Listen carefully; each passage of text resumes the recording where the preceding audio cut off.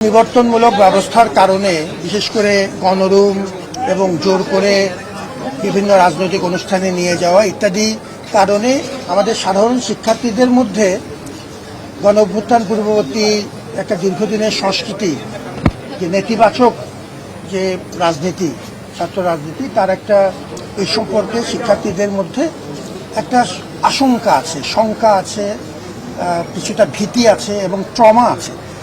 ওই পরিপ্রেক্ষিতে আমরা যেটা এখন চাচ্ছি সেটা হলো আমাদের যে ক্রিয়াশীল ক্যাম্পাসে ক্রিয়াশীল যত ছাত্র সংগঠন আছে, ছোট বড় সব মিলিয়ে প্রায় 23টি সংগঠন, তাদেরকে নিয়ে আমরা একটি ডায়ালগ করছি জরুরি ভিত্তিতে, যে আমরা এই ক্যাম্পাসে অন্তত যদি হল দিয়ে শুরু করতে চাই, হল পর্যায়ে, তারপর সম্ভব হলে ক্যাম্পাস পর্যায়ে আমরা রাজনীতির রূপটা কেমন হওয়া উচিত, শিক্ষার্থী বান্ধব রাজনীতির রূপটা কেমন হওয়া উচিত, এটা আমরা এই আলোচনাটা আমরা শুরু করেছি।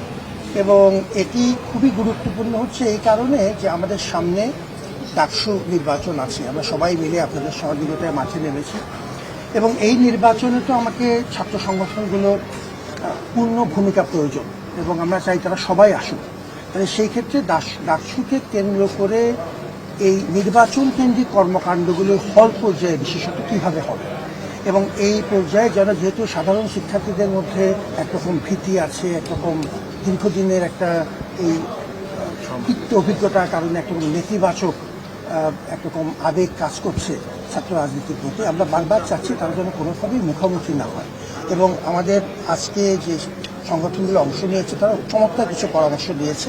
এই আলোচনা আমাদের জিইয়ে রাখতে হবে, সময় লাগবে, এখনও আলোচনা চলছে। আপনারা প্রায় 3.5 ঘন্টা অপেক্ষা করছেন, আপনার সম্মানার্থে আমি একটু আপডেট দিলাম। এটা কঠিন একটি কাজ, একটা মোটামুটি একটা বড় দাগের সমঝোতার মধ্যে আসা, যাতে আমরা নির্বাচনটা শান্তিপূর্ণভাবে করতে পারি এবং শিক্ষার্থীদের সাথে যাতে কোনোভাবেই আমাদের ছাত্র সংগঠনগুলো মুখোমুখি না হয়, কারণ ছাত্র সংগঠনের জন্য অনেক বড় অবদান আছে।